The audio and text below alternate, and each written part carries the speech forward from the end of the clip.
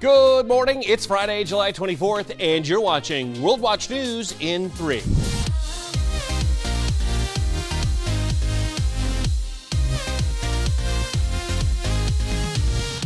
U.S. officials this week ordered China's consulate in Houston, Texas to shut down and vacate today by 4 o'clock.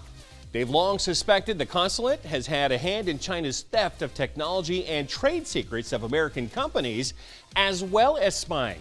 Well, earlier in the week, firefighters responded to reports of smoke coming from that consulate. When attempting to make entry, they were denied access to the facility. And as part of international agreement, we do not enter without consent. Well, President Trump said he thought officials were destroying documents before leaving the property. China has an embassy in Washington and, counting the Texas location, 5 consulates around the country.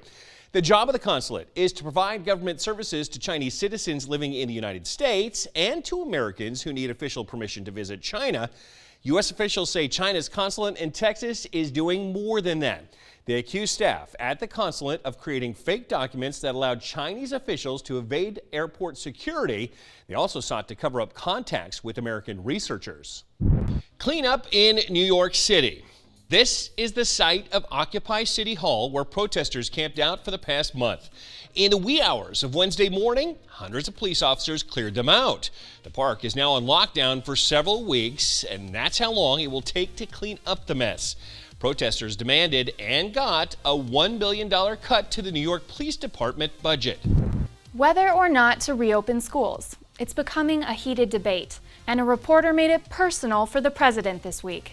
Is he comfortable sending his own son, Barron, back to school? Well, I am comfortable with that. I would like to see the schools open 100%, and we'll do it safely, we'll do it carefully. And on that point, according to a new poll, the president is in line with the American public opinion. Most would like to see schools open, but they want them to open with good plans to prevent the spread of coronavirus. Only 31% of adults want schools to remain closed. Look out! The wildebeest are on their way. One of the wonders of creation. An 1,800-mile migration from Tanzania's Serengeti into the MASAI Mara Nature Reserve in Kenya. It usually attracts thousands of tourists, but as you can see, all around us is very few people.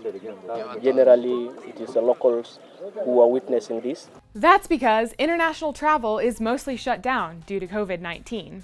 And tourism is a significant industry for the Maasai community. So I think the Maasai community was suffering a bit from the lack of tourism and the lack of jobs. With or without an audience, it's still an impressive show. It's not moth or rust, but is erosion, and it's sneaking in and destroying. It's raising the already high price of a seaside view for these homeowners in Australia. Rising water levels and powerful swells are chipping away at the coastline. The owners of more than 40 luxury homes have evacuated, and the Central Coast Council has labeled the area a danger zone. Foundations are exposed, fencing washed away, and structures collapsing. The owners of these multi-million-dollar homes can only watch, but I think they should back away from the edge. Thanks for watching, everybody. I'm the Big Bash, and there are only 10 more shows until the full World Watch program launches. Keep up with the latest by going to worldwatch.news. You'll find discounts, updates, and more info like how to pre-order a World Watch subscription. And remember, whatever the news, the purpose of the Lord will stand. We'll see you tomorrow.